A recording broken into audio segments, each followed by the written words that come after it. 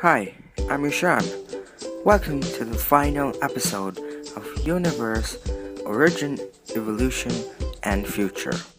So far, we have discussed about the universe from a scientific viewpoint, from the viewpoint of Christianity, and also from the viewpoint of Hinduism. Now, let's do the same with Buddhism.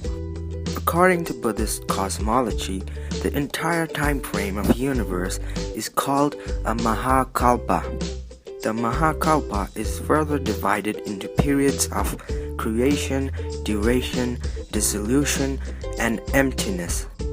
Much like the scientific Big Bang theory, we are in the duration period. In this period, the power and lifespan of humans starts from 100,000 years and continually decreases until it reaches 20 and then goes back to 100,000 all over again. Greed and sin also increases in the same manner. During every intermittent second phase, there will be a 7-day purge in which people will kill each other unknowingly and other people will go into hiding. And after the purge, the ones that go into hiding will get to live for 100,000 years, and the cycle continues.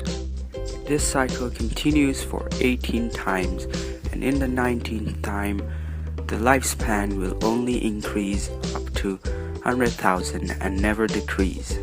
Next, the dissolution period begins, and all the planes of existence starts to empty from bottom to top until it reaches Brahmaloka, and then there is a dissolution by fire, water, and wind. After that, there is a long empty period, and a new universe is created from the remnant of the previous. Buddhism was first preached by Siddhartha Gautama at around 500 BCE in Asia. According to him, life is a cycle of endless rebirth and suffering. When we die, we are reborn in either of the 31 planes of existence, depending on past karma that we have performed. These planes are divided into 3 realms: Kama Dhatu, Rupa Dhatu, and Arupa Dhatu. Kama Dhatu is the one where our human and some gods are born. The horizontal cosmology of Buddhism explains the arrangement of formless and form matter in space. According to this knowledge, there is a mountain called Mount Sumeru in the middle of everything. At the very top is where the Devas lie, and at the bottom is where the Asuras lie. Mount Sumeru is surrounded by ocean of infinite magnitude.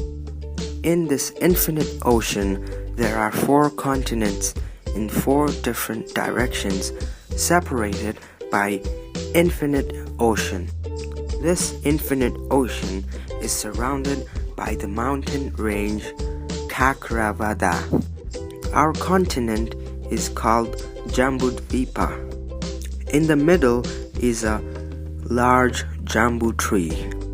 Whether this continent is a representation of the actual continents, the solar system, the observable universe, or something entirely different is unclear.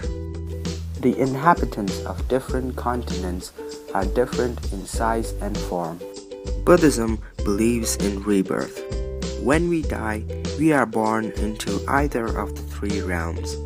But Buddha's path is not to born in this world and suffer again, but to attain Nibbana and break this cycle of rebirth and suffering. It teaches us that the existence of self is an illusion.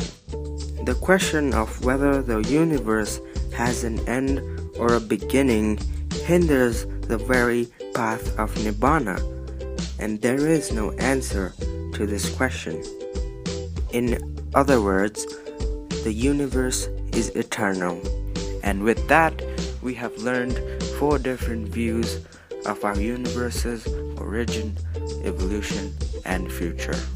Sure, none of these agree with one another, but one thing is true, that we live in the same universe, and because of that, all of this has to point in the same thing, in one way or another.